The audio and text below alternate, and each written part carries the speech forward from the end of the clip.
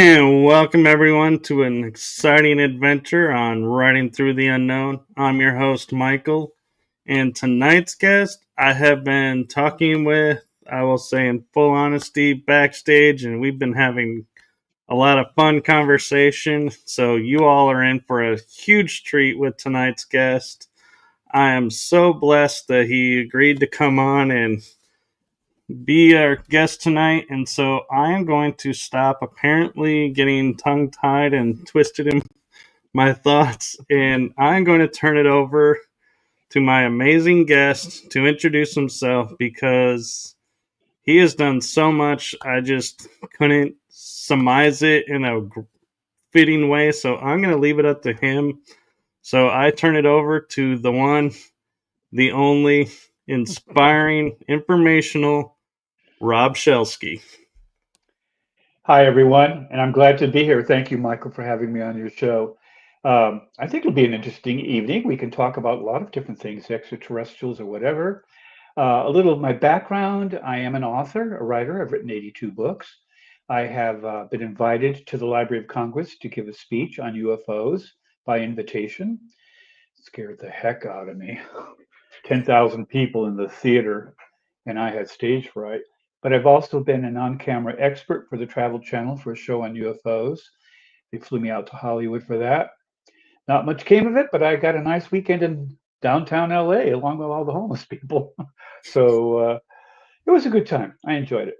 And I have been a member of MUFON and a field investigator for them for 3 years. I no longer am, but I'm still writing the books. And that's about sums up my life. Well, thank you for that. And I know I said I would ask this of you backstage. And since you brought up writing 82 books, I just finished writing the first of four, and I'm getting four out. And it took me 2 years. And so I'm thinking, how in the world did you get 82 books written? I faked them. Plagiarism is your friend. No, I get interested in subjects, and I've always been interested in UFOs, and so I just started researching them and learning more about them. And eventually, I learned enough where I thought, well, I ought to share this, write something about it to just get my thoughts on paper. And lo and behold, they kind of sold. So I just got into the habit of writing after I researched a certain amount. Um, do I have all the answers on this stuff? Gosh, no. I wish I did. I wish I had the answers to anything, frankly, including whether or not we're going to have a recession in 2 months. But some answers just don't come easily. So there you go. But yeah, we live in a strange world. There's a lot of strange things going on, and one of them definitely is UFOs or UAPs, if you prefer.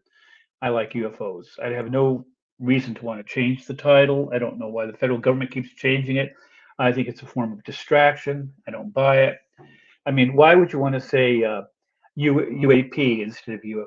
What's the difference, really? So they're It both an sounds cooler, I think. yeah. You think it sounds what cooler?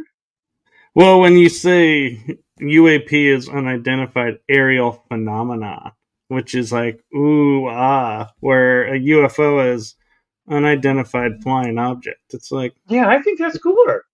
I Unidentified agree flying with you. object. I like the UFO and I stick with UFO, but I think that's where the government was like, let's use UAP because it sounds more hip to the new generation. I think they just didn't want the stigma of the term UFO or flying saucer. So when they had to admit that they had a program going on about it, they just decided they weren't going to call it UFOs. They were going to call it UAPs. The government loves buzzwords. I remember back under the Reagan administration when they came out with the new MERV missile that had multiple nuclear heads on one missile. He called it the Peacekeeper missile because that was more friendly than calling it a doomsday weapon. So there you go. But either way, it's real, and I think UFOs are real. I think they're real. I think they're here. I think they've been here a long time, and I think they're definitely an unknown. And I am afraid that my opinion of them personally is that they're not our space brothers. They're not our friends, and the evidence for that seems to be overwhelming to me. How about you? What do you think of them? Do you think they are space brothers? I think some of them, and it's a small amount right now, I think are out there and actually helping us in a way that benefits them. And there are those that want to enslave us and keep us enslaved. I don't know if they want us enslaved or what they want, but the information that I've been gathering over the years, I've written about, I don't know, 5 books, 6 books on UFOs. Uh, Deadly UFOs have disappeared, for the moon is hollow, aliens rule the sky, all that stuff.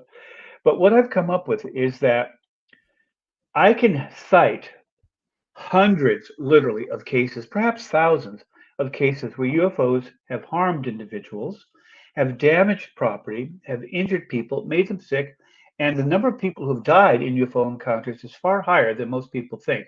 They think it was just a couple. Uh-uh, a lot more. Probably a couple hundred is more like it, all told. People are injured or killed or both. And on top of that, I don't find that UFOs have done anything else other than harass our airlines, our military, our bases, military bases usually. They endanger commercial aircraft full of people. They have damaged private property. They have caused radiation burns. Uh, they seem to move with an impunity that bothers me terribly. And yet, the flip side, people say, well, they're our space brother friends. And I'm using the term space brother rather glibly. I don't mean to offend people by using that term. I'm not quite sure what else to call them. They call them that. But have you ever heard of a UFO shining a laser light into the woods to let Hansel and Gretel find their way out, to follow that light out? No. Have you heard about abductions? Yes. Cattle mutilations? Yes. Damage to people's property? Yes. Injuries to people? Yes. Disappearing planes? Yes. Abductions? Absolutely. Cattle mutilations? Yeah. And against all that, we're supposed to think there are space brothers? I don't buy it. I wish I could. I started off believing that, oh, I would love to meet an alien. I think it would be great to meet a superior person from an advanced civilization. But whoever these creatures are, they don't seem to have any morals. They're either immoral or they're amoral. They abduct us, they treat us horribly while we're abducted, and then they erase our memory. I'm sorry, but just because the memory of a traumatic experience is erased from you, it doesn't mean the repercussions from that experiment, whatever they did to you, are also erased. People develop phobias and all sorts of problems and health reasons after being abducted. And over a million Americans think they have been abducted. Can you imagine over a million people? Either that's a mainstream psychosis or they really have been abducted, at least some of them. And what's interesting too is, you have instances where people say they went up in the craft and then they just, they don't remember anything come back, but then all of a suddenly they're like afraid of things that they normally weren't afraid of. And, you raise a good point. Is that the mind's view of processing what they experienced has manifested in this new way so that it's like protecting you from another occurrence or experiencing that kind of feeling again. Well, I knew an astronomer in upstate New York. His name was David Brown. I can say his name because he's passed now. But he claimed to have been abducted as a child and abducted repeatedly over the years, 6 or 7 times, up to about the age of 28, and then it stopped. And I had a heck of a time getting him to talk about it. He had mentioned that he felt he had been abducted when we first met, and I wanted to interview him. He just couldn't do it. I do know that he was highly neurotic, smoked a great deal, and drank too much, and he never used to before all this took place, apparently. But he finally did a video and sent it to me. And in that video, and even in the video, he had a horrible time getting around to the subject. Drove me nuts waiting for it to happen. But yeah, he claims in abductions, and he can't remember a lot about them. But he does remember that it wasn't the Greys that abducted him. It was the blue ones, the short, squat blue ones, bluish ones, and they had a smell like wet cardboard, he said. And they would come in his room and take him when he was in bed. And I said, well, you sound almost regretful that the abduction started. I said, you sound almost like a jilted bride, David. And he said, "Yeah, Rob, that's kind of how I feel. I was special. They singled me out. They needed me. They wanted me for some reason, and then all of a sudden it stopped. It's like they just dropped me off in a car on the side of the highway and drove off and left me there." I said, "So you kind of wish it would keep on going?" He says, "Yeah, part of me does, because it made him feel special." So I, it sounds to me a little bit like Stockholm syndrome, like he began to become enamored of the people who were kidnapping him, and that's what they were doing, kidnapping. That's against human rights. Performing experiments on people, whether anal probes or otherwise, that is a violation of human rights. And just because you wiped someone's memory doesn't mean you wiped out the crimes you committed.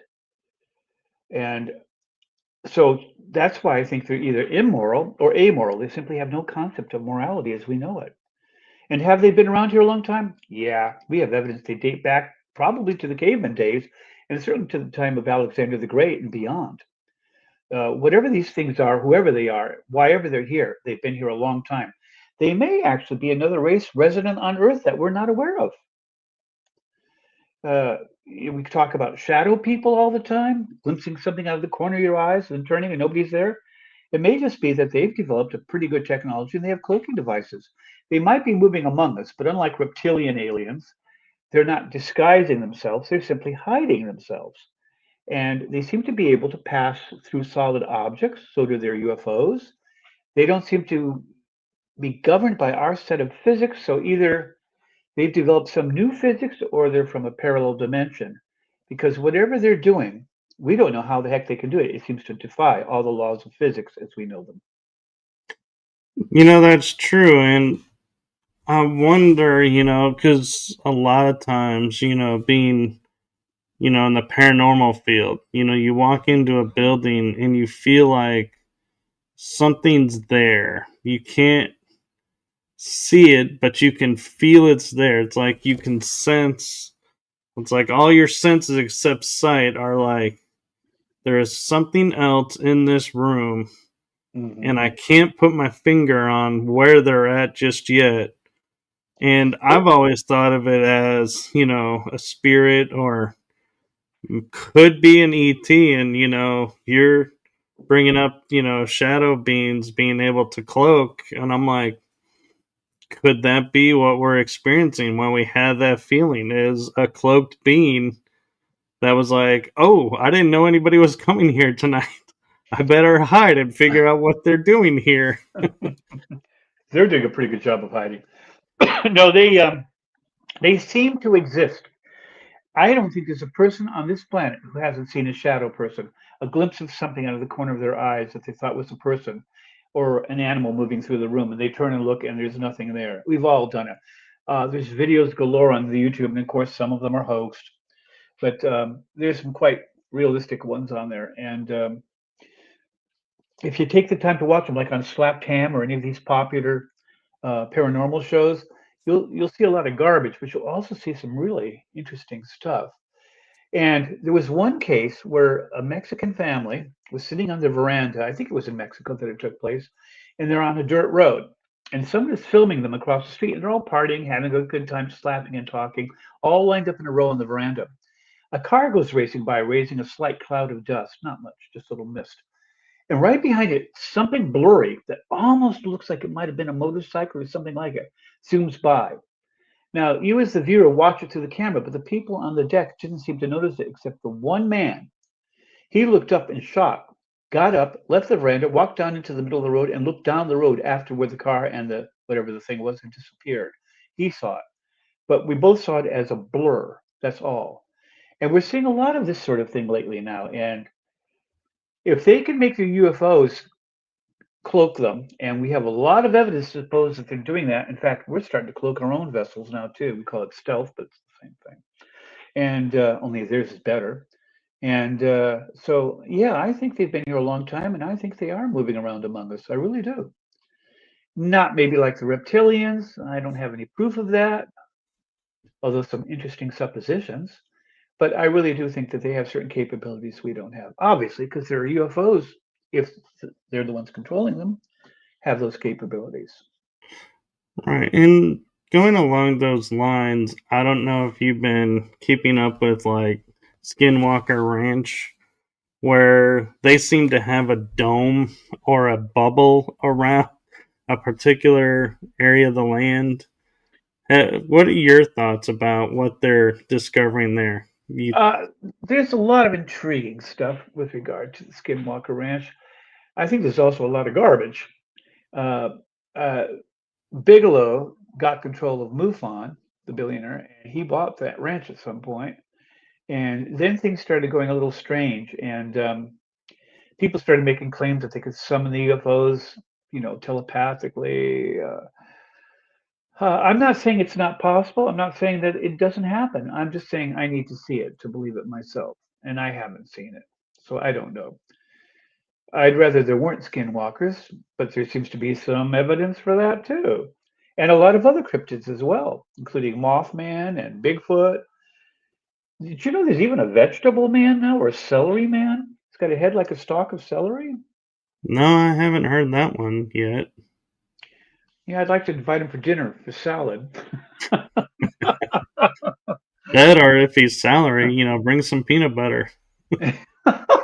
Or cream cheese. But uh, that was pretty good. But yeah, there's a lot out there we don't know. And I used to investigate this for a magazine called Alien Skin. I investigated the Brown Mountain Lions in North Carolina. They're real. What they are, I have no idea, but they're absolutely real. I've taken photos of them. Thousands of other people have. There's an actual turnout on a highway here in North Carolina with a big state sign that says viewing point for Brown Mountain Life. You pull off there and you get a wonderful view of the Brown Mountain Ridge Range across the way. Are they swamp cats? No. They're on the top of a mountain. No swamps on the top of a mountain. Are they hot air balloons? No. These things went straight up, and it was really windy that day. It was late autumn, no leaves on the trees. That's why that time to get a better view. And these things went straight up from the valley below, straight up, and went right into the sky. They turned red, and they never once wavered or drifted. So they're not balloons. At the time, there weren't really any drones to speak of at all. Not a helicopter, not an airplane. I can tell you what they're not, but I can't tell you what they were. But they're real. And by the way, they date back to pre-colonial times. The Native Americans used to just talk about them. They said that the lights were the lamps of Indian maidens searching for their lost husband, braves who were in a battle. And then an American Geological Survey in the late 1700s went through there, and they mentioned them. And we're not sure what the cause was, but thought it might have been piezoelectric, something to do with the quartzite in the mountains there, but no proof to back it up. Same with the Marfa lights in Texas, which I'm sure you've heard of. I have, and I always find it interesting because the thing about the Marfa lights is you can go there and you can see them for a few moments, or you can go there for like a week and never see them. And so it's like that, I think, is what, in my mind, makes those more legit as being a unidentified flying object phenomenon versus a natural occurrence, because in nature things start to repeat patterns, like it could be every 3 weeks, then Same with it'll the be Brown Mountain Lights. appearance. Yeah, you're not guaranteed to see them every night, but you do Right. see them quite often and for long periods. I watch them for over 2 hours. And and then of course there's the Devil's Tramping Ground, which I went and investigated. It's also real. Can't account for that. And oddly enough, it's right near a place that probably you might know. Do you ever watch the Andy Griffith Show, or did you when it was on, I or on did. repeats? Remember Siler City? I I used to do. live at Mount Pilot in Siler City. It's right by Siler City, about 5 miles south of it, which is not a city at all, but just a town. I don't know why they call it a city, but it isn't a city. But yeah, it's there. It's in the woods, 50 foot wide, round circle, completely barren of any woods, trees, weeds, anything that tries to grow near it gets stunted and gets shorter and shorter, and finally it's just dead. And they say that if you put anything in the circle, the next morning it'll be outside the circle. I don't know. I never spent the night there. It's a little too creepy. Yeah, I'd be too afraid of like rolling in your sleep and accidentally rolling in it and aging or de-aging and being like, oh man, it'd be the worst is de-aging, because then you're like, oh man, I got to live through these years again and go back to school. Yeah, but if you could remember what you have, what if you could know what you know now, it'd be great. But if you had to just put it all over again and not know what you know now, I wouldn't want to live through it again. But I mean, if you had your current knowledge, you could steer clear of the worst mistakes you made, right?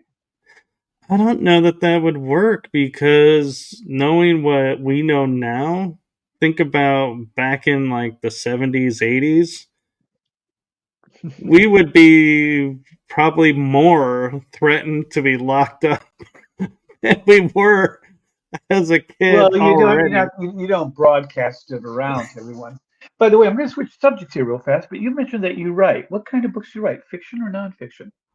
So I wrote a book about my personal journey through life, and I broke it into four pieces: my paranormal journey into the paranormal field, my journey growing up through the metaphysical field, and my journey just for life, things that like travels that I've done or other things. And then I did a book about topics that I like to research and that catch my interest, and kind of my way of looking why I look at esoteric history, like things that were taught and then stopped being taught, and Can you give me places an that example? existed and disappeared. Like, so I've seen maps where Antarctica had green and then turned to ice. And so I was like, that's kind of interesting.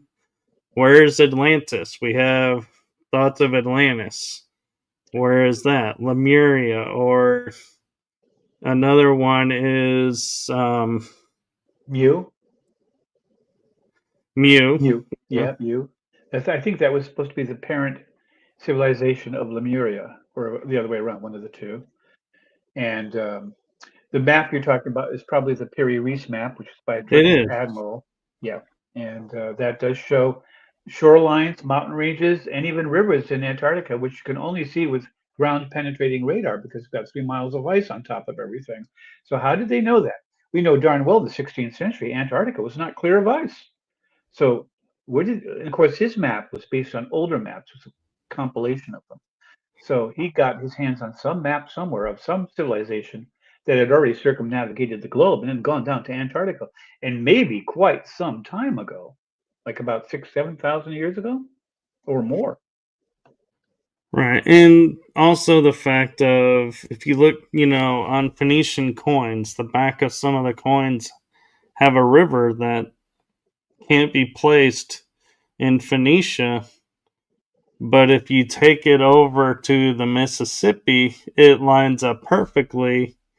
And so I like to talk to, on the show about, where are the Phoenicians here sailing the Mississippi, in which case America's history doesn't start with the indigenous crossing the land bridge, Yeah, and true. doesn't start with the Vikings coming over and the all that we were here long before, but then we left, and that's why our history goes dormant. And Why did we leave? well, I had a guest on. His name is George Mitrovic, and he was showing that a large copper, vein was found in the top of the Mississippi area near like Illinois, and they have found copper, there where they had these tools, and they all said, "Oh, these must have been left by the miners in the 1800s." And he says, "No, actually, if you look, if you take the Phoenician coin as it is, that is the largest deposit of copper." And so, if in BC, in the age where copper was the main Metal. source of tools, the Yep. coins, and everything, they had to mine a lot of it. So where would they mine it? They mined it in America. And when you shifted from copper to bronze, You don't need it Yeah, anymore. but So there was copper and tin mines, which is great for bronze, in Cornwall, England, and they were mined by Romans 2,000 plus years ago. So the idea that and even supposedly Jesus Christ traveled with his uncle Joseph of Arimathea, who was a merchant, and apparently he supposedly went to England, and that's where the English national hymn comes from, about Jesus walking the green fields of England. And so the mining has been around a long time. However, you're right about these mines. There's a mine in Utah they found that's a coal mine, and it was so old you couldn't light the coal. It had completely oxidized, and it went underground. It went almost 5 miles underground, and it's very smooth. And they think, excuse me, that it must be about 50,000 years old, which predates any civilizations we know of, any of them. Babylonians, um, Romans, Greeks, you name it. None of them were around for at that time. In fact, there was no civilization supposedly. So, but there was also the mound culture of the. We think they might be Native American or Amerindian derivation along the Mississippi River. They had quite a civilization. And I think the mounds were where they lived because of the flooding of the Mississippi River on a regular basis. They learned real fast to build these mounds and live on these big, huge mounds. And there's also the Serpent Hill up in Ohio, which is an above ground state park, I think. And they've got this huge mounded serpent curved on the ground. And they have a lookout tower you can climb to look at it from above. And then no one has any idea who built that or why. So there's a lot we don't know about our history, a heck of a lot. And I'm wondering if we ever will. I think maybe we will eventually. We're getting the tools now to kind of research it where we couldn't before. and I feel like it's kind of like parallel to Egypt when it comes to our history and what we get told and what we don't. Is I look at Egypt and their cultural attache when it was Zawi Hawass. Everything was Egypt is first. Nobody predated Egypt. We were the master builders. We were this and that. And Well, I they're was very like, proud. Yeah, they're very what proud. about all of this? He's like, nope, we are this. That is contrary to us, so that doesn't exist. And I was like, yeah. And then you come over here and it's like, anything that we say, oh, this predates this. I had the kind of viewpoint of like reading articles where the Smithsonian comes in and they do their research and then they leave, but they happen to take it with them. And then you never hear about it again. And it's True. like, so it's like I feel like we both had the same kind of system where we have agencies or agents that are this defies our history, this defies what we want people to think, so we have to hide it away or get rid of it. So that's what we do, and it's like, Well, academia is very controlled. And I have a real respect for Egyptian culture. If you look at my walls behind me, that's all Egyptian art on the wall, if you look carefully. And I have a registered Irish linen print up on this wall right over here. You can only see part of him. It's half of King Tut, you're saying. So, yeah, I'm a big fan of Egyptian art and culture. It does go back a long ways. The New Kingdom, the Middle Kingdom, and the Old Kingdom, they go back a long ways. But there were other civilizations before them. Göbekli Tepe dates back 12,000 years. The Babylonians, who had supposedly had the first city, date back 6,000 years approximately. And we only supposedly stopped being hunter gatherers around 6,000, 7,000 years at the most ago. So we can't account for Göbekli Tepe. And I have a horrible time saying that name. It's like a tongue twister. How that could have been 12,000 years ago and be so elaborate, so large, and so much of it. It seems to, how did hunter gatherers who were constantly on the move, picking roots and vegetables and hunting the odd deer, stop long enough to build this incredible complex in Turkey? I mean, it took time, and then to deliberately bury it as if to protect it. What were they protecting it from?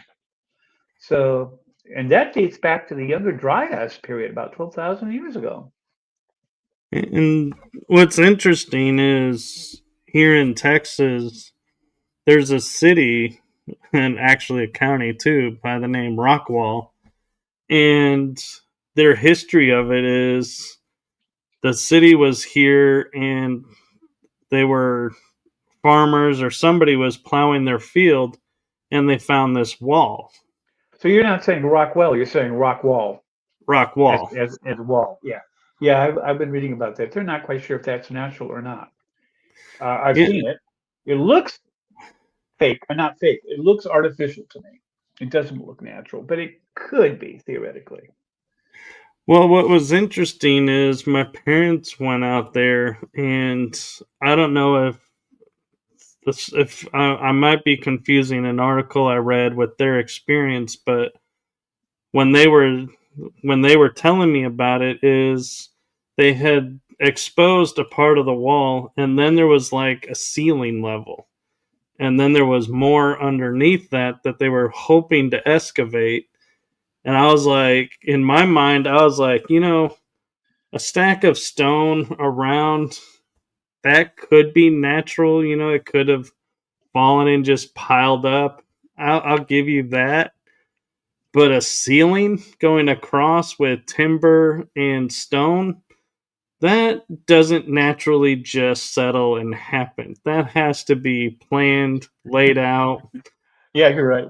It can't be natural. Yeah, at least I And, hope it's not natural. But right. And did you know we have a stone wall, quite a long one, up here in the Appalachian Mountains here in North Carolina? We don't know who built it or why. They think the Vikings might have built it, like a Viking group of people got stranded here and didn't go back. But have you heard of the Moon-Eyed people? not that I can think of at this point. They're a tale. The Cherokee American Indian talk about the Moon-Eyed people, and they had several battles with them, and they ultimately won. But these people apparently could not take bright sunlight, and so could only come out of their caves at night, and that's why they were called the Moon-Eyed people.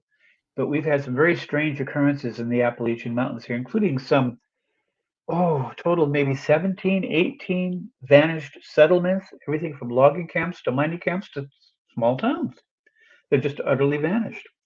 The people just disappeared overnight and were never seen again anywhere else. And that's the last book I just wrote about was the mysterious Appalachian Mountains because it does intrigue me. What happened to these people? And it's reasonably close by. I can go up and I can, explore a little. Although they say explore at your own risk. So again, there's an awful lot that's strange in the world that we don't understand. Um, Right. Like the Anasazi. I mean, they were cliff dwellers in the Southwest, and the Pueblos are like, we are not descendants of the Anasazi. We are not Anasazi. no, they supposedly disappeared completely, and they also supposedly Right. were cannibals. And your average Native American does not like the idea that any American Indians were cannibals, but the gnawing on the bones and all that sort of thing, of the human bones, suggests strongly in some of their campfire pits and stuff that they were quite capable of inviting people to dinner, so to speak, and then never going home. But And what's interesting is like the Pueblos will say, we knew of them, but they don't go into their dwellings. They didn't take over their dwellings and say, hey, here's houses we could live in. well, They stayed away from it. And like you're saying, the fact that there are no bones, there are no like telltale signs of what happened, that's what's the most intriguing. Is it's like they were there one day, gone the next. they theorized that it might have been a prolonged drought that also affected the Mayans at about that time. uh, in Central America and the world in general, apparently, but they don't know for sure about that. Uh, I know that here, the Indians. I hope they don't mind the expression. I have some Amerindian friends, and some of them prefer to be called Indians. They're hereditary. That's what they want to be called. Others prefer Native American. I'll call them whatever they like to be called because, after all, it's who they are, and I don't mind calling them whatever they would prefer to be called, but I'm not sure what to call them right now. So I'm just going to say uh, Native Americans mostly, and hope that I don't offend any of them out there. But they have a tradition of sacred places.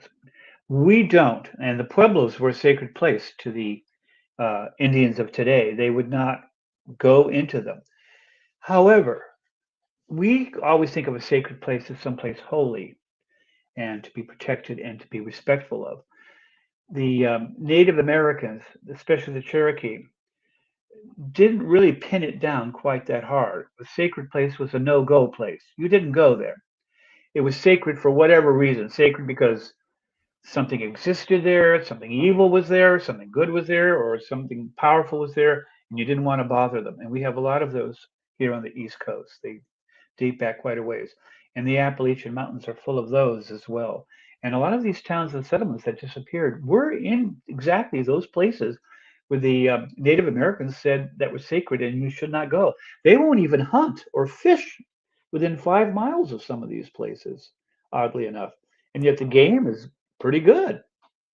So I'm not sure uh, what that means, except that there might be a very, very old, and for want of a better term, evil that exists in the Appalachians. They're very old mountains. They date back over 1 billion years. They're the oldest mountains in America, I believe, at least in the United States. And they have their mysteries. And the, when you go up there, you get that feeling. And by the way, you were saying that you went into a room and you felt a presence. Did you know that the feeling of being watched is an actual feeling and it's reliable? They've done studies on it.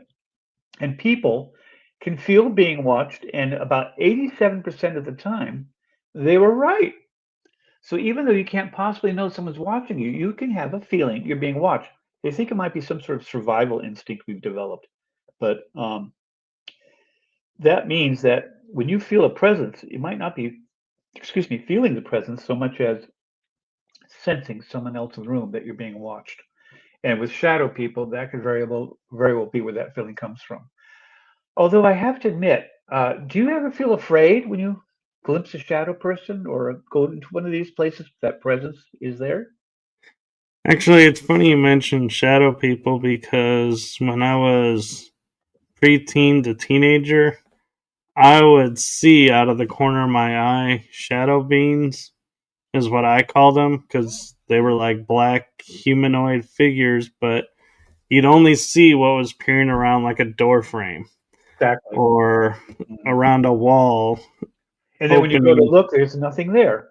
Right. And And you so think I what's would that play going a on? game with them of I would be watching TV and I'd see out of the corner of my eye them getting closer and closer. When they got to a certain point, I'd turn and look and be like, "Got you."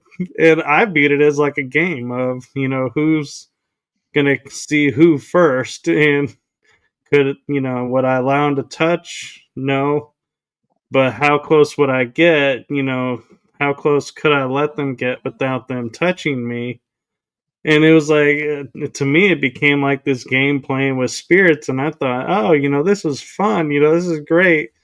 And then I I'm had a guy come on and goes, shadow beings are these dark beings, and you shouldn't, if you see them, there could be trouble. And I was like, I grew up playing with them. yeah, I'm not sure if they're dangerous or not. They don't seem to be, but they seem very invasive. I mean, they could be in the room right now and you wouldn't know it because they're cloaked.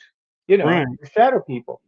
And are they watching us all the time? Do we have any privacy? Are they in the bathroom when we're in the bathroom? Are they in our bedrooms? I mean, they seem to be anywhere they want to be, whenever they want to be. And they seem to be pretty much everywhere. And then on top of that, you have all the cryptids, like you have the Mothman. Although in England and Cornwall, he's referred to as the Owl Man, but he's a worldwide phenomenon too. Now, if it was just a local place in the United States, you could discount it much more easily. But when this is worldwide and everywhere, then you have to kind of consider that there might just be something to it. Yeah, and that's true. And I don't know if you've ever been into the Washington, Columbia River Gorge area, Yes, I have. but I had a guest, James Zubecki, and he was telling me about his experience there, and that in the 1940s, the U.S. Department of Energy put an article out in a local paper that said, we genetically modify these alligators, and some of them have escaped. Do not approach. If you see, notify us, because they have been enhanced to be able to walk on 2 feet, maybe, or something. They had modified them to where they would be cryptid, classified as a cryptid over a gator. And the government said, yeah, we developed these because we needed to protect a facility for our nuclear program, With and alligators? dolphins can't operate in this water, so we had to find something. So we had a scientist genetically modify. And I was like, oh my God, they admitted it? And he goes, yeah, they admitted it one time. And I was like, no way. But alligators could live through a winter up there. I mean, if they were loose, they'd never survive a winter up in the BC Washington State area. Far too cold, far too wet.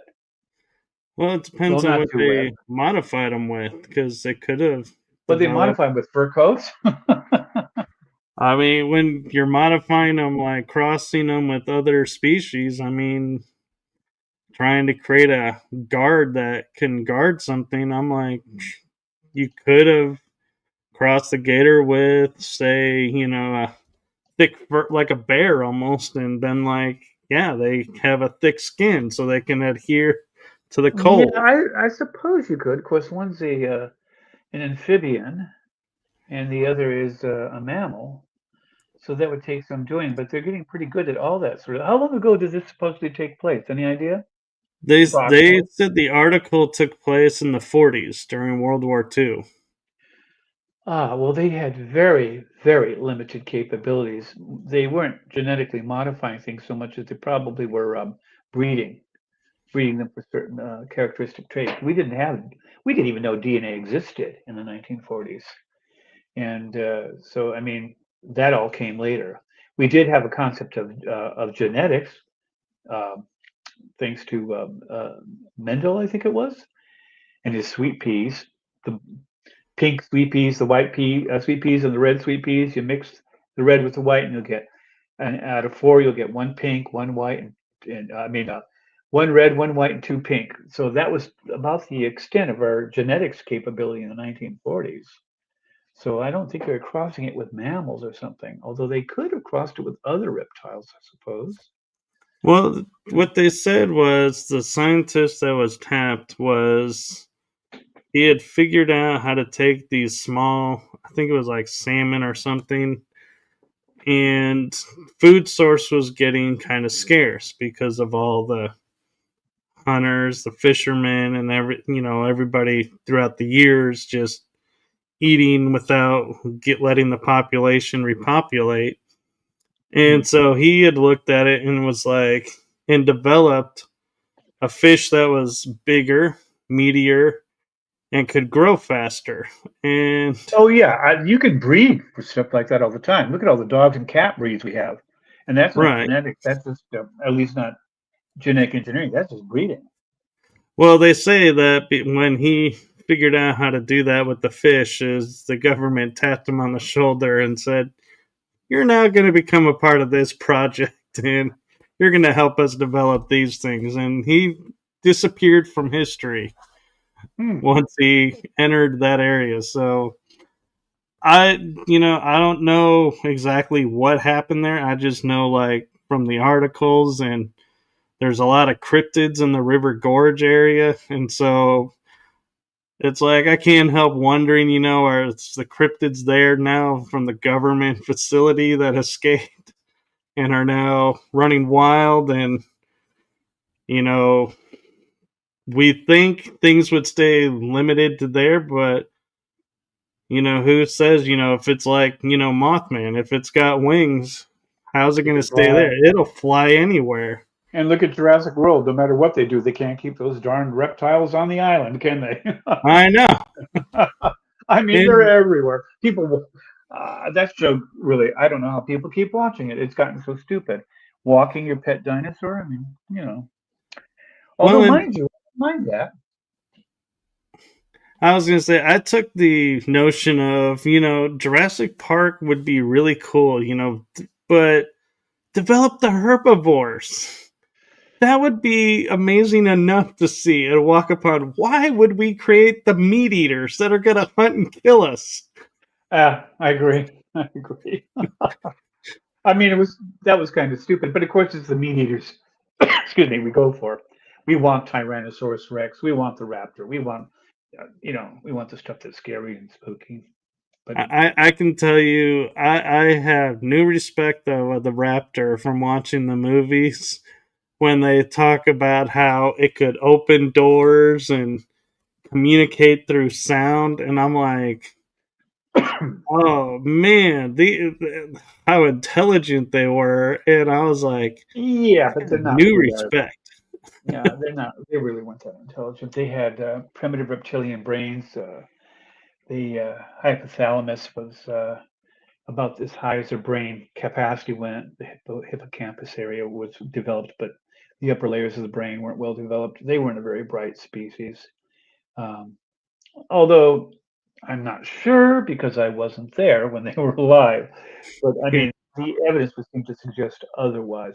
However, with cryptids, I think some of them are real. We're finding new. They just found a new species of squid or a jellyfish that had 70-foot long tentacles. I saw a blurb about that, and I was like, was it a jelly? And my mind goes, is it jellyfish or is that akin to the kraken and the giant squid? I was thinking it was a giant squid, but they said it was a kind of a jellyfish-like creature, or was it eating jellyfish? I can't remember. It was just really. I think I just saw it today. A brief blurb on it. It was either today or yesterday. It's hard to keep up with all this. Tell me, do you believe UFOs are real? I believe they are, and And where do you think I, they come from? I think there are other worlds out there and galaxies out there, and I kind of poke fun a little bit, not in a mean way or a rude way, but when I hear like people going, I need to point a laser in the sky so a UFO can find me. I go, these people traverse time and space. I think they can find you if they wanted to find you, with or without the laser. Well, yeah, but I have to admit, I kind of did that one time. I was up in Pine Bush, New York. They'd had it was like a superstorm of UFOs, a triangular-shaped craft, were all around Pine Bush, which is the Hudson River Valley area. And I had a very powerful spotlight. It was 1 million candle power, and we would blink it and flat. We were staying out.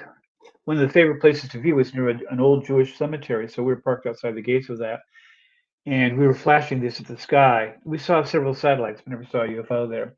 However, we did get a lot of the locals driving by and hooting and honking their cars and shouting at us, thinking we were idiots, and maybe we were. I don't know, but you try anything to try to find answers, and it was harmless and it was fun. We had a good time sitting out Yeah. there looking at the stars. Yeah, and I was watching a show, and it, is totally different, but it was about these bush pilots that fly doctors in Alaska because it's bush country. They don't have normal means of transport. And these guys were looking for treasure, and they had to use a laser pointer into the sky to see where, a certain line or something in this treasure map. It was part of it. And these kids shined it up, and the medical plane was flying by, and it hit the pilot in Oh, the eye, and he was like, I can't see. Somebody needs, the co-pilot. He's going to the co-pilot and says, you need to land the plane. I can't see. I just took a laser to the eye. it's not My eyes. permanent though, is it? It just dazzled him, didn't it? Well, for him, it turned out to be non-permanent. It came back after a few months, I think, or they were saying, or a month. It took time, but could you imagine though being the pilot and if you're a single pilot plane and a laser hits you, Yeah, I didn't so use a I was laser. like, We just used a standard spotlight, so they can't yeah, hit me for that. But hey, that's highly illegal. I mean, you're threatening a lot of people's lives when you do stuff like that, you know? I wouldn't I do that know, and it's like, unless I could get away with it. I know, and I keep hearing people like saying, "Yeah, we're shooting lasers into the sky and getting, UFOs to respond," and I'm like, "That's great, but how many pilots, are you Are you?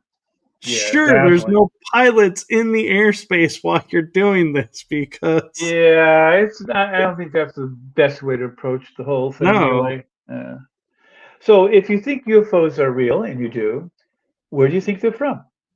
And you think they're from outer space? well, so You were some of mentioning them, galaxies and planets and things. yeah, I think some of them are from different stars out there that have planets or could be a star that sustains life and they have a craft that travels and it looks like light, which could make sense if they're a star, they don't have surface, so you can travel through light. So make your ship of light. Photon, But I yeah. also feel like because they're coming from underwater, I feel like, they might be terrestrial, but not in the sense of like living and operating like on soil. They're underwater operating in depths that we can't fathom. No pun intended. Yeah, there was a pun there.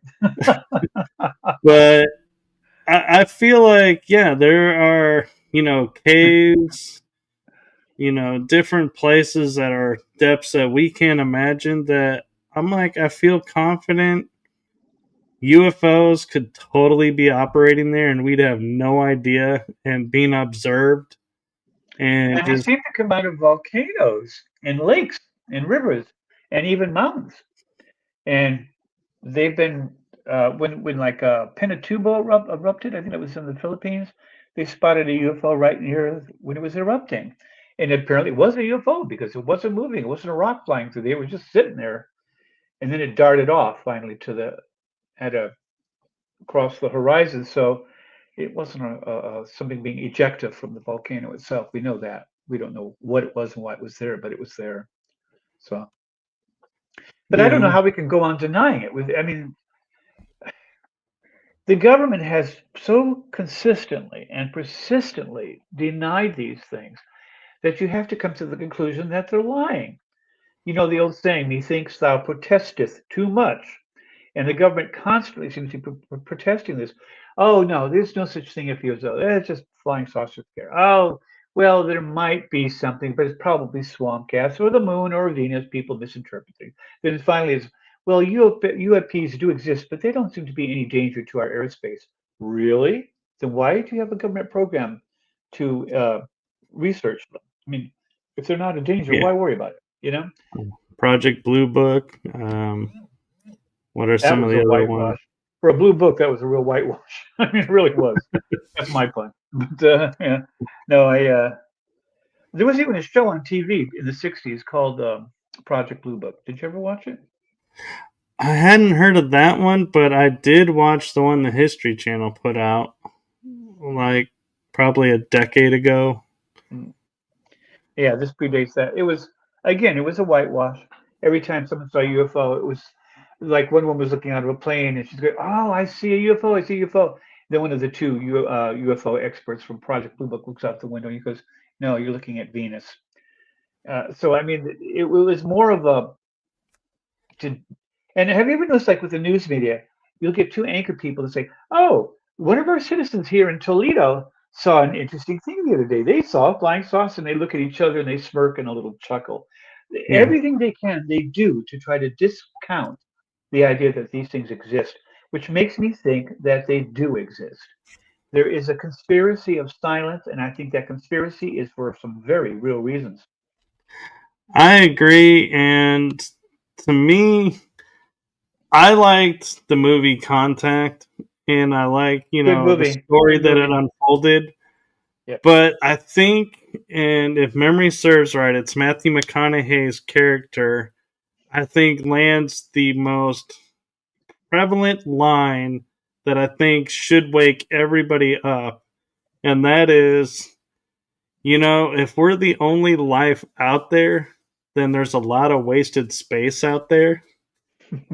Yeah, And I yeah. was like, Yep.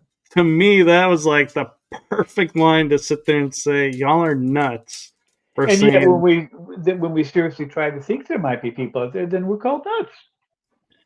Every scientist will say, well, the universe is a very big place. The likelihood that we're the only living creatures in it is pretty slim. There must be more. And yet, when you try to pin them down, like, is this new comet entering the solar system? Is that possibly alien craft or something? Oh, no, no, that can't possibly be that. It can't. Even before the thing gets into the solar system, they're discounting certain things, except for that one Harvard scientist, Loeb, I think his name is. But I'm afraid Loeb's a little bit on the nutty side.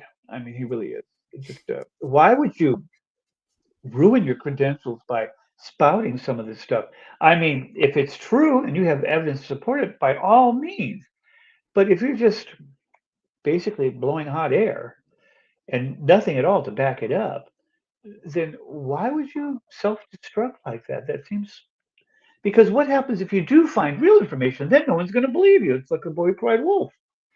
right, So, so don't. Now, if he's just hypothesizing, but when you hypothesize and all the newspapers are lapping it up and posting articles every week about this professor from Harvard, that tells me that it's attention getting rather than actual serious science at work here. And you have to be careful with our science culture. It exists on grants. If you want to do any research at all, you have got to get a grant. You have got to have the money. And scientists have been warned since the 40s and 50s. Do not submit anything to do with UFOs. You'll be laughed out of the office. You'll be laughed out of your university. You will lose all credibility, and your reputation will be ruined permanently. And it happens a lot. And so, in order to get these grants, they have to steer clear. UFOs are the third rail of scientific research. No one wants to touch them. No one dares go near it because it destroys you and your reputation as a scientist if you do.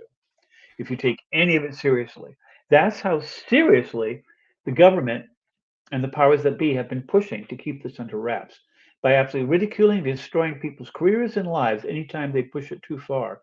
I don't care if it's Bob Lazar, who actually did work at Livermore because an internal phone book showed his name in there, Bob Lazar, physicist. They actually had it on camera on the news channel in Las Vegas at the time, Channel 8. And I think it might have been George Norrie or his co host that was the interviewer. And so he existed and he said, they're going to erase me. And they did. They lost all his college paperwork. It no longer exists. He no longer has proof that he's a physicist. They made him a non person. And they were they didn't do it quickly, but they did it over the next few years, and it didn't take long before he was utterly discounted for a long time. Now he's had a resurgence where people are saying, some of the things you said seem pretty accurate. So now he's sort of coming back into the limelight again. But for a long time there, he was out in the hinterland somewhere, but he wasn't here, and that's a shame. He it dared to is. say, And no. we're actually at the top of the hour, so do you need to go or do you have time for a couple more questions? No, I have time for a few more questions. I noticed Okay. you're getting people posting things. Is anyone posting any questions they'd like answered? Not yet. But one question I have, and it's something we were talking about before we came live, and I think, kind of what you were talking about it, is an interesting story that we should bring up, and that is talking about the moon and how you describe it as being a hollow thing in space and not a celestial object. Well, I think it is a celestial object. Oh, Uh, it is. Okay. yeah, I mean anything in space is a celestial object, right? Even a satellite. But it's I don't not sure if the moon is hollow or if it has very large lava tubes or caverns in it. But there's a lot of evidence. Again, no smoking gun, but a lot of evidence to support the idea. For instance, when they took soil samples in Apollo 11 and 12, they found out that the top three layers of soil on the moon are reversed. The densest stuff is on top, then the next densest, and the lightest stuff was the third layer down. We can't account for that. Take soil at random from your yard. Take a handful, put it in a glass of water, shake it up, let it settle, and always the denser material goes in the bottom. It'll form in layers, the lightest stuff at the top. That's just how nature works. It's called gravity. Now, on the moon, it's reversed. At least the top three layers are. That's one thing. Another thing is neptunium. There's an isotope of neptunium. I want to say 227 or 237, something. It's been a long time since I actually studied it, but it's on the moon in fairly good abundance. Now, it shouldn't be because it has a half-life of around 2 million years, approximately. So if you started off with some neptunium on Earth 4.5 billion years ago, by now all of it should have degraded into another form. And it hasn't. It's still on the moon, but there's none left on Earth. We could create it in a place like a cyclotron or something, but we can't. It doesn't exist in nature here. It's gone, but it's on the moon. Helium-3, which is a wonderful fuel for fusion reactors, is in abundance on the moon, not on the Earth. Which is strange because scientists have found blue glows on the moon near the Aristarchus crater. And this has been going on for a long time, a couple centuries. In fact, our Aristarchus crater glows blue so often it's referred to as the blue gem by scientists, not by me, by scientists, the blue gem. There have been beacons, flashes, tracks, mist, so-called volcanoes, and there aren't any volcanoes on the moon. It's been dead for a long time in that regard. And all sorts of what they call transient lunar phenomena. Now, this was a report commissioned by NASA itself. It extended over 500 years, about back to the time when the telescope was invented. They wanted fairly good observations. And these transient lunar phenomena have been seen ever since. Another thing with the moon is that it shouldn't have any mist. It has an atmosphere that's virtually a vacuum. There should be no mist on the moon. They've seen lightning on the moon. They don't know how there can be lightning. Lightning usually has to transfer through some kind of medium, like air and that sort of thing. We can't account for it. And also, the moon is a very strange place because the near side of the moon is covered with these big, flat, dark gray areas called maria, which literally is Latin for seas. The ancients thought they were seas they were looking at when they looked up at the moon. These mares are huge lava fields. They're on the side facing the Earth. There are no maria on the far side of the moon, only on the near side of the moon. The far side of the moon has a thicker crust than the near side. If someone were digging out the center, they'd be having to pour out this stuff somewhere, and you'd have these large lava flows. Plus, you might have soil in reverse, because when you're digging it out and dumping it, you're reversing the order of it. That would make the densest material on top and the lighter materials underneath. So it works well that way. So, and also, the isotope of the moon is the same as the Earth, and yet it's missing a lot of things. There is a lot of titanium we've seen on the moon in places, and we don't have a lot of titanium on the Earth. You have to really dig for it, and so there's just a lot of. And also, the moon has an almost perfectly circular orbit. The only planet with a more circular orbit is Venus, and Venus is a weird place too. It revolves the wrong way, uh, just the opposite of all the other planets in the solar system. And so something happened big there. But yeah, there's a lot of stuff that makes us, and also the moon has it's the perfect distance from the Earth to create a perfect total eclipse. No other moon in our solar system can do that with its mother world. None. And there's over 500 moons in our solar system.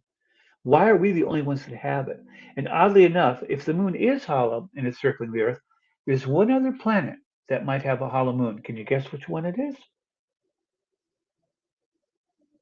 I'm gonna guess I'll give you a hint. Saturn, The planet might have had life on it at one time. Mars.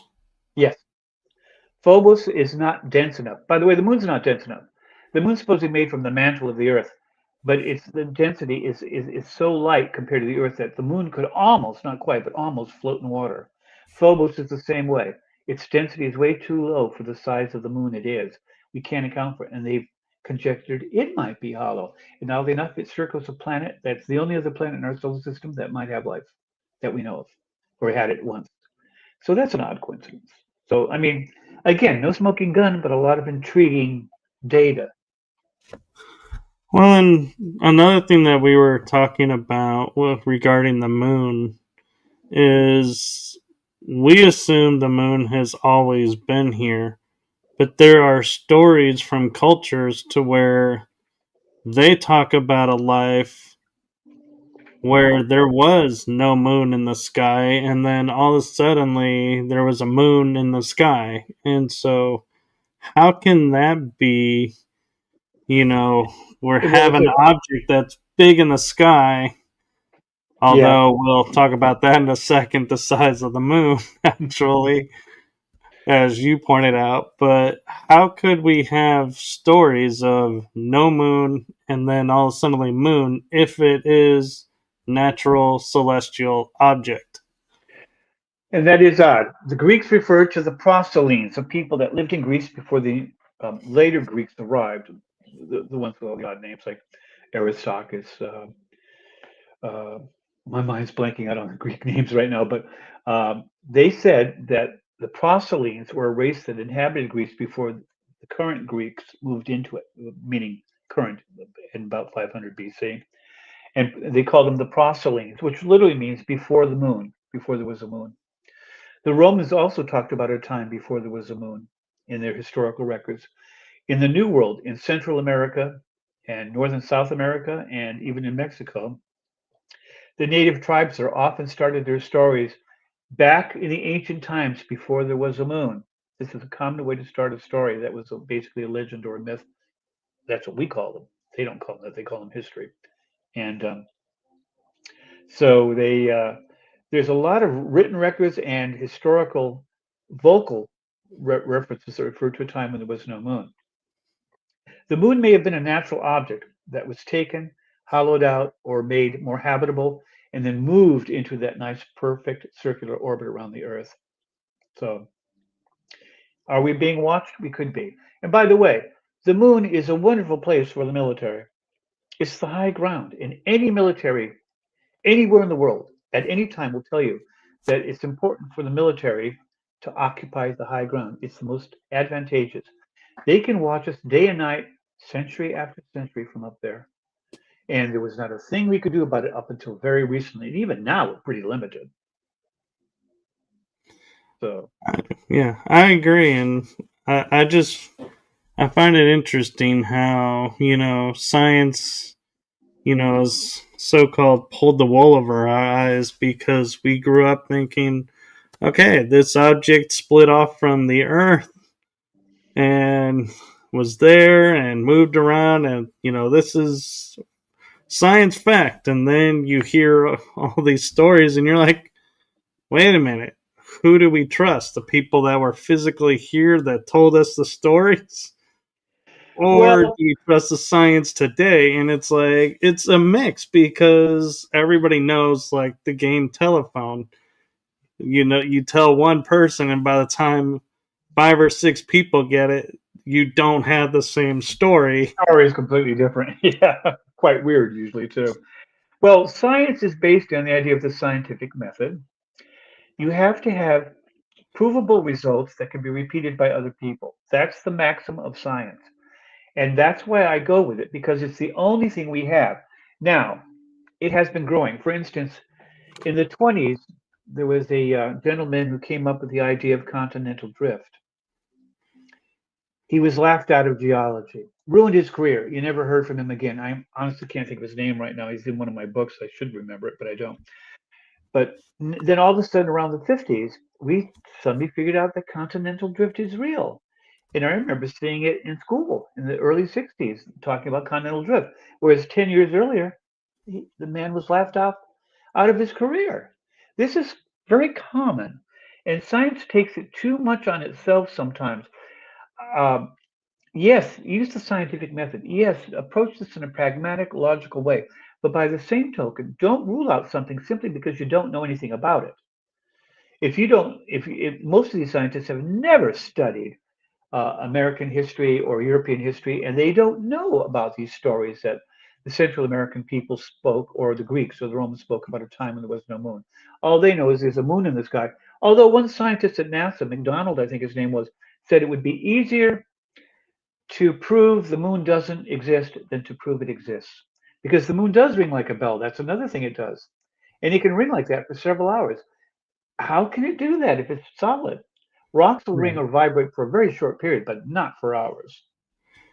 Yeah. I looked it up, and according to AI, because that's who Google gave me first, it's Alfred Wegener.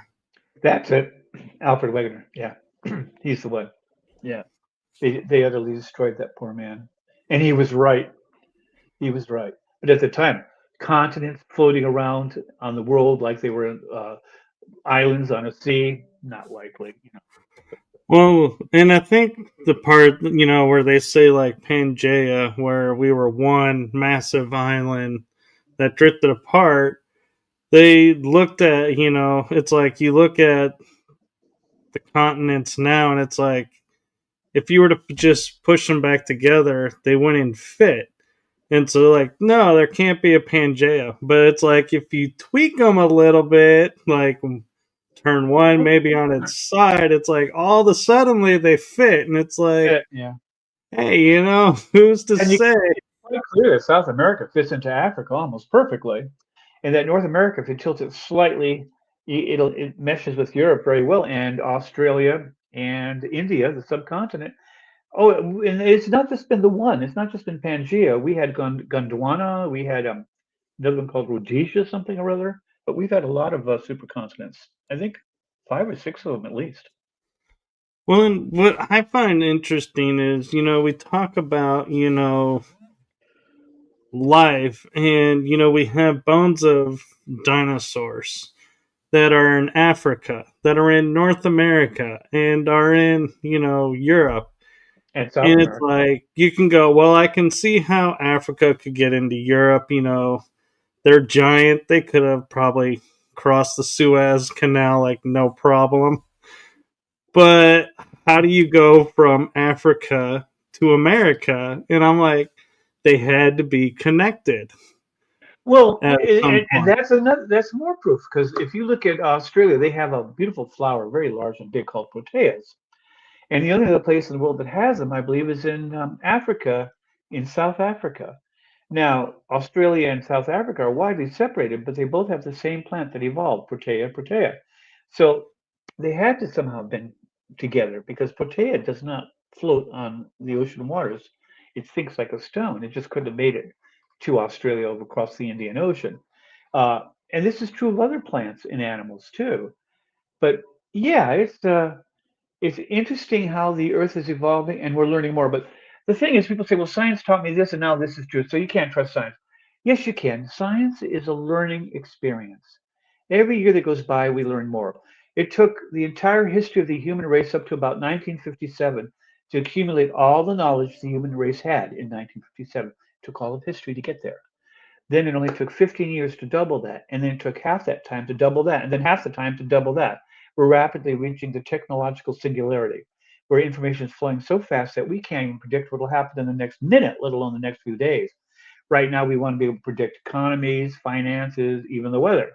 But with the technological singularity, the information pouring in, we're getting oh, gigabytes and gigabytes and petabytes of information from satellites and things orbiting other planets. It's entire encyclopedias of information are pouring in every few hours. How do we correlate this stuff? How do we index it? How do we search it so that we can find it when we need it? It's becoming a major problem. Well, and, talking, going back for a second to the continental drift, we're told we're constantly in motion.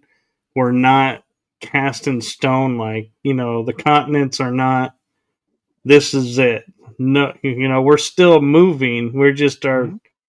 we're moving. I guess we're either moving with it so we don't feel it, or it's ever so slightly that we just write it off. But I look at like Alaska being so close to Russia, and if they collide, does that make the rest of North America will swing up into Asia, or how will those Well, merge? And it's actually, like, another supercontinent, it will form, they think. They've already shown how it would come together again. But I'm not quite sure. And it does make you wonder if Russia and the United States ever were connected. Was there a land bridge between the two, or was it just an ice bridge? During the last Yeah, ice age, the the seas would Bering have been frozen. Straits, Yeah, the or Bering Strait. not Yeah, Bering, yeah, the Bering yeah, the Land Bering Bridge. Strait. Yeah, and that supposedly is where the Amerindians came across from Europe. But now we're finding out that they probably did, but also other peoples came before them. We have had Polynesians, we've had Romans. Apparently ships got lost at sea, and some of them ended up in America, South America. Not all of them ended up at the bottom of the ocean, I guess. Even on the Money Pit Island, they found a Roman coin, and that's up in Canada. Yeah, I Oak didn't, I didn't, Island. yeah, I didn't realize the term Money Pit actually came from that island, Oak Island. Did you? I You've didn't heard the, know that's where it was coined from. yeah, that's where it was coined. Again, Yeah. no pun intended, but No, but you're good at that. I know you got to take them while you can get them. Yeah. You ought to cash yourself in on those and make some money off of it. That wasn't that fun. But But collecting dollars to donuts will be wrong once in a while. yeah, More fun. But yeah, I don't know. The continental drifting is pretty well set. Venus apparently doesn't have continental drift. We don't know why. It's the sister to Earth, almost exactly the same size. Horrible atmosphere, incredible atmospheric pressure. It's rotating the wrong way. Venus is a mess. And yet, even there might even be life there in the upper clouds, microbial life. They think they found evidence that there is microbial life in the upper clouds. Granted, it's not the smoking gun of an alien, but if there's microbial life on any other world, that tells us life can and will start in other places.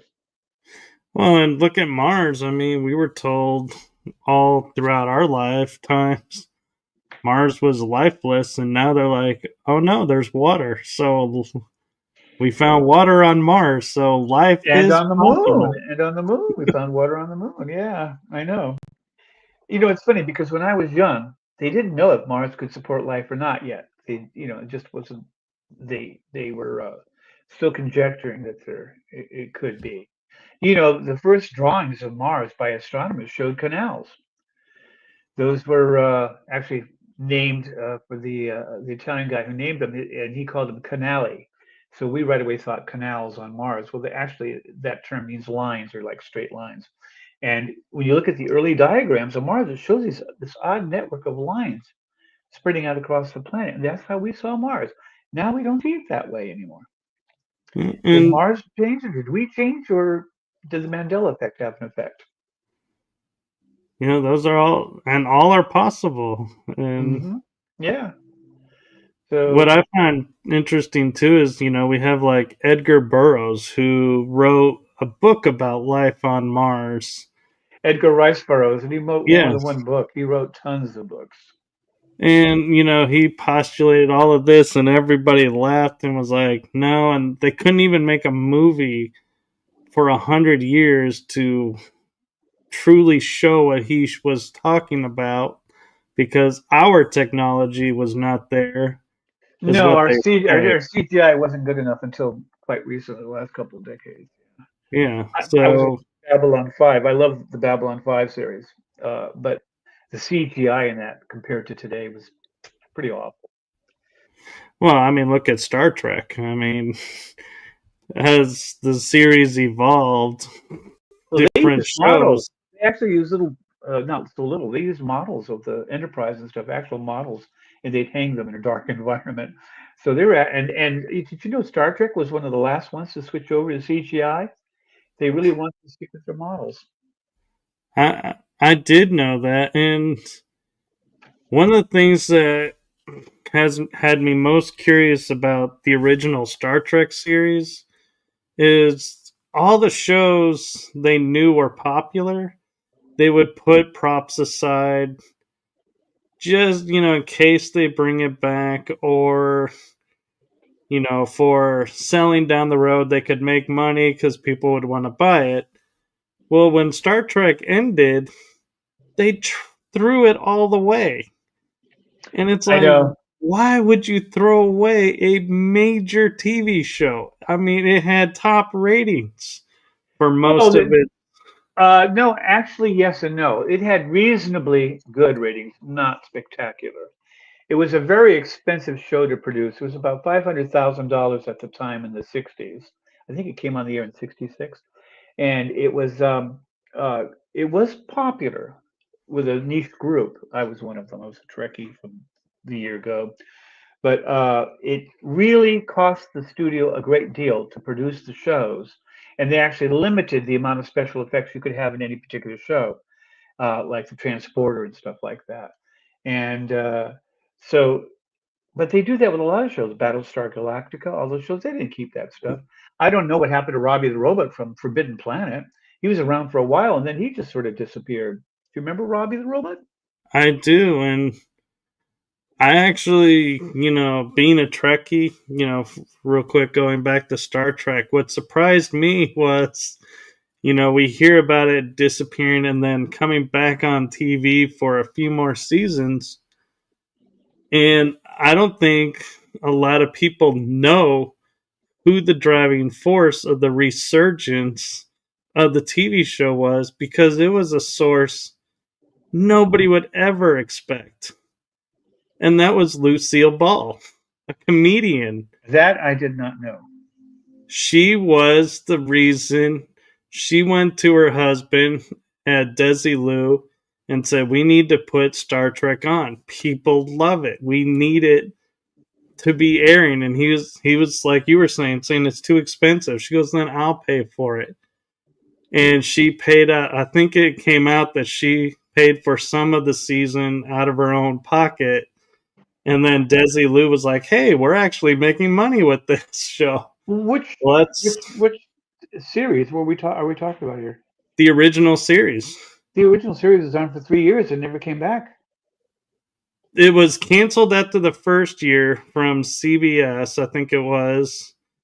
And then Lucille Ball fought, and Desilu brought it back for the next two seasons. I saw it on a Star Trek behind the scenes deal that Lucille Ball was one of the main components of keeping Star Trek on the air as a TV show. Did you well, I was there at the time, and I have to tell you, I only remember the show being on the one time, and I remember, yeah, it came on in 1966, and it went off in June of '69. Total number of episodes was 79. The original run lasted 2 years and 9 months. That was it. And then the next Star Trek show was Star Trek Generations, and then of course you had Voyager and Deep Space Nine. Yeah, it's here it says Lucille Ball's connection to Star Trek is significant because her production company, Desilu Productions, produced the original series as she personally championed the project, even financing a second pilot after the first was rejected by NBC. Oh yeah, she did the original series. Yeah, it was a Disney Yes. production. Yeah, but they didn't bring it back on the air. It was on the air for 2 years and 9 months, and then that was it. Well, That's I think they amazing. call it bringing it back on because the first pilot failed and everybody was like, nope. And then she said, let's do a new pilot. And it brought it back on the You're air. right. Jeffrey Hunter was in the original. He was the original Captain Kirk in the what was that called? The Menagerie, the The original title. Menagerie, yeah. Yeah, that was the original. Yeah, good series. Good series. I love Star Wars too. At first, I'm not real crazy about it anymore. It's No, Disney kind of. yeah, they kind of did, didn't they? Yeah. I don't know how they did it. They took a multi-billion, super popular series and made it to And where now totally everybody's screwed like, it up. Yeah. we're gonna go watch something else. The only thing left that I enjoy is The Mandalorian. I You know, agree. that was about the only thing that I left. And I don't know. They seem like the minute Disney took it over, they started repeating. The fourth episode to me was the same as the very first one. I think it was the fourth episode. The first movie was about the Death Star and the rebels and all that. And the second movie was about a whole planet that became the Death Star and it could put out a sun. But it was the same exact thing. Empire's trying to get to it. The rebels are trying to get to it. And of course, Han Solo died in that one. But I think that was the no, that wasn't the fourth one. I think it was like the how many Number movies? 7. I was There's gonna say 9. 7. Yeah, I think it was number 7. Yeah, I was gonna say they did 6 of the original, and they were already beginning to fade. And then the seventh one came out, and I thought it's well done, but I've seen it before. This is not new to me. You know? Yeah, and I gotta admit, 7 and 8 kind of were like, yeah, we're doing the repeat of the first, 2 trilogies now, so to speak. And then they But the got ninth yeah. movie, kind of, I was like, man, they should have done this one to start because it was like totally opposite. And it was like, man, this opened the door to so many other opportunities of movies coming. And it's like, this is where we should have started the third trilogy. Probably, yeah. I do think the original trilogy was pretty darn good. I mean, I remember the line snaking around the theaters back in 1977, and I went and saw it 4 times, and I waited in those lines, and it was like a happening, an event. Everyone in this line is talking and laughing and joking and doing all this, and it was all to see Star Wars, the original movie again. It was the first real breakthrough sci-fi movie that I remember outside of maybe Forbidden Planet that actually was well done. It wasn't a cheap B movie, science fiction movie. Yeah. As so many of them were. Now, don't get me wrong, there were other movies that were good too, Close Encounters of the Third Kind and stuff. They were all getting very good in the 70s. But through the 50s and 60s, we wallowed in Pie Place for UFOs and Demons from Planet Nine or whatever. I mean, it was all garbage, really. Although, in its Right. own way, it had its merit, you know. Well, and the thing that surprised me too about how Disney screwed up Star Wars is you take like you used to talk about seeing it in the 1970s, the first movie, and when it was re-released as the special edition, the same people came back in, and my generation was able to, because I was born 78, 1 year after, so I Mm. got to experience it in the big screen for the first time, sitting Uh, next to people who've seen it, and everybody still had that euphoria of, oh my god, seeing this opera epic in Oh, space. it was. It really was. I have to say, I was really looking forward to the Foundation series on television too, and was sorely disappointed in that. It was. I don't know. Did you ever read the Foundation books? Foundation and Mm, Empire, Second Foundation, all of those by Isaac Asimov. like, I read Heir to the Empire and some of those. Yeah, they came much later. They when they have a good thing, they like to run into the ground apparently. But I I loved the original Foundation series. So when I went to watch it on TV, I don't know what it was on, it's on Paramount or something. I was so disappointed because they had changed it so much that it barely seemed like the same movie, and it was tediously slow.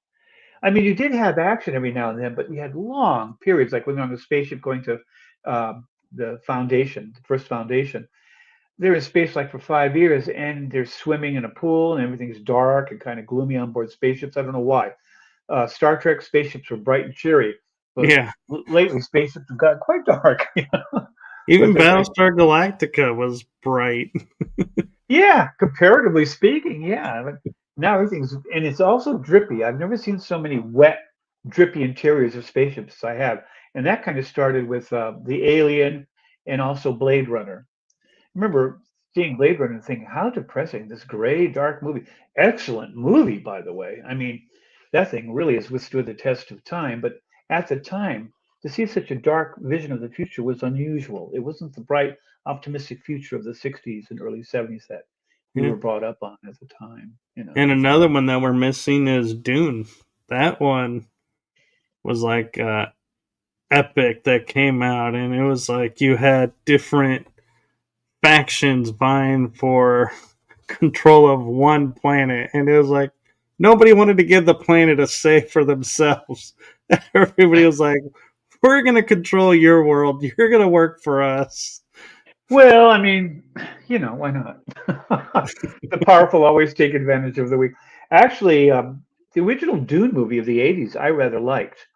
It was the first real attempt to do Dune, and I thought they did a reasonably good job. All the whispering as a form of narration drove me nuts, but other than that, it was pretty good.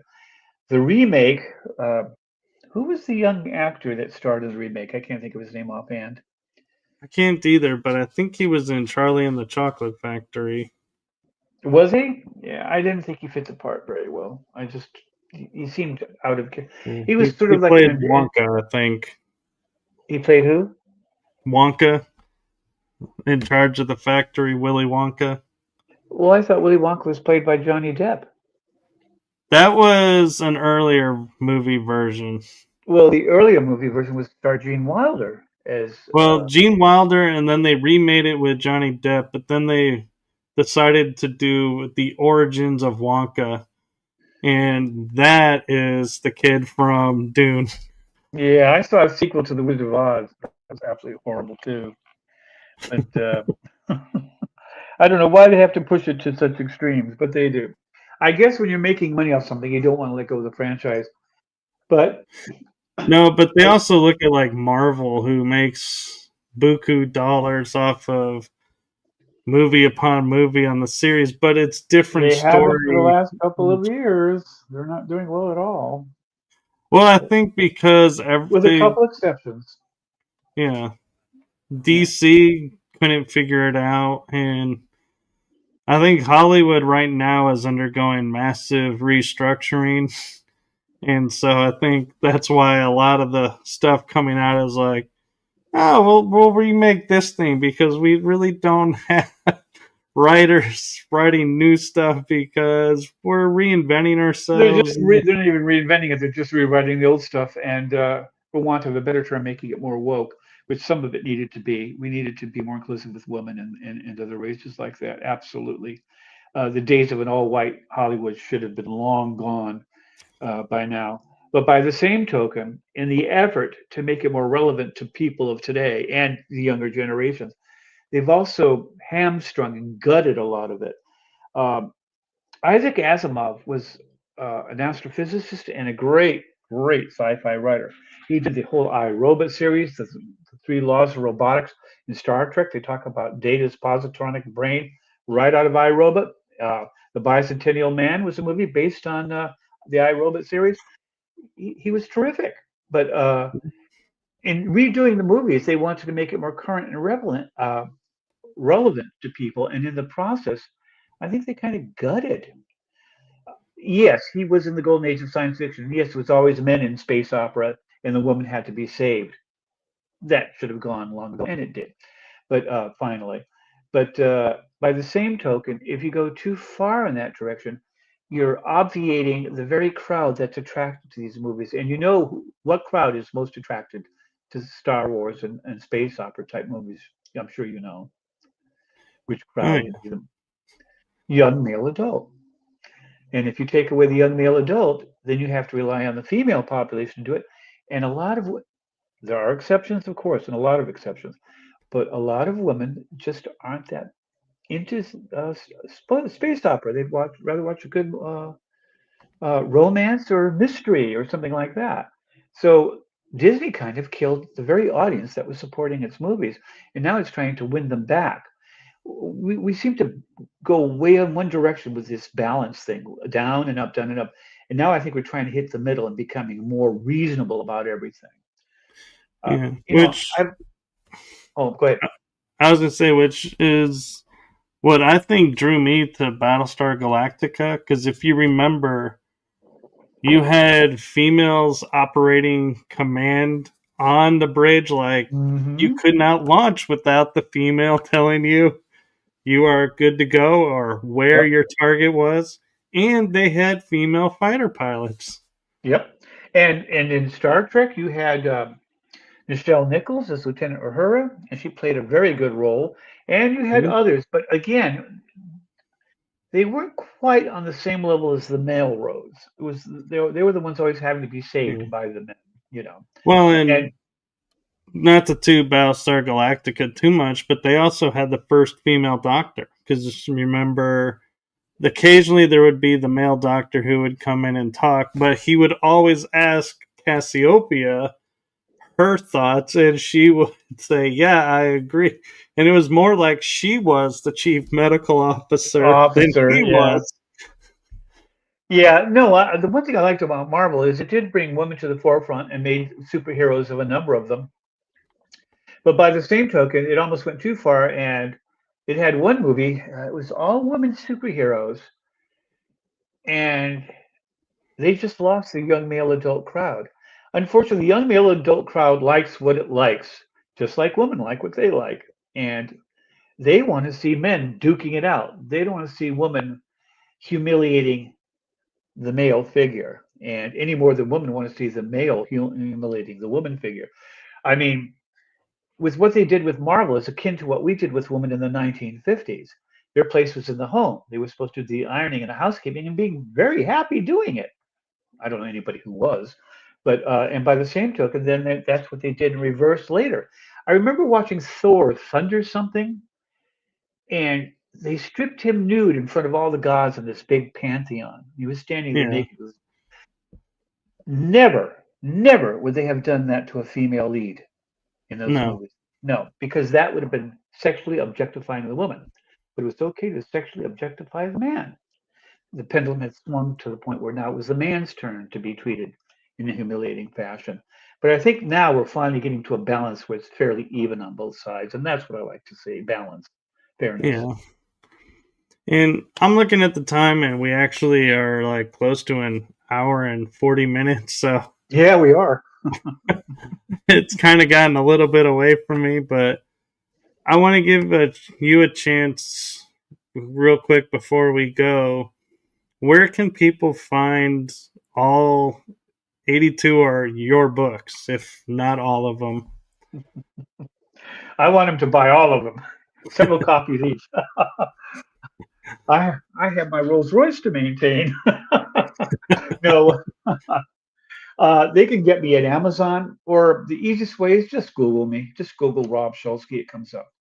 I'm with Permuted Press. I'm with Simon and Schuster. I was with Class Act Books, Red Rose Publishing, a whole bunch of different places. So the easiest place to find me is on Amazon, or again, just Google me. It comes up. Very cool. And before we sign out, is there anything like any message or anything that you want to give the viewers? Yeah, a short one. If you're alone at night and you see a UFO coming in your direction, by all means, film it if you can. We need all the data evidence we can get to support it. But if it looks like it's coming right at you, like it's signaling you out for any reason whatsoever, if you have any feeling that it's starting to zero in on you, run like hell. Run like hell. Yeah, I don't think we need any more of the generation of there's an asteroid coming to hit us. Let's film it until the very last second. And who are they filming it for, I wonder? I mean, if everyone's going to Yeah, get killed by this, right? So, yeah. Well, no, I mean, we need the information, but by the same token, people have to consider their safety. And if we can be abducted at random, anytime, any place, anywhere, including our children, maybe walking to the local 7-Eleven at night, a block from the home or something, that's scary. And we should take it as being scary. Whether or not it ultimately proves to be scary or not, I don't know, but err on the side of caution. That's all I'm saying. I agree. And with that, I'm going to say good night to everyone in the chat room and everyone who's watching. Thank you for participating. And thank you, Rob, for coming on. I greatly appreciate it. And my heart and my show to you. Thank you for what you're doing for humanity. And thank you, sir, for spreading the word. Thank you very much. We need people like you. Yes, and hopefully we'll get you back on and we can talk some more about all the different genres and where what's going on in the world. Didn't we just do that? I know, totally unscripted, and hey, it worked. It worked well. And again, I thank you for letting me on the show. That was nice of you. Well, you're welcome anytime. Well, you have a good night, sir. Thank you. You too. I'll try. And good night, everyone. And good night to you, sir.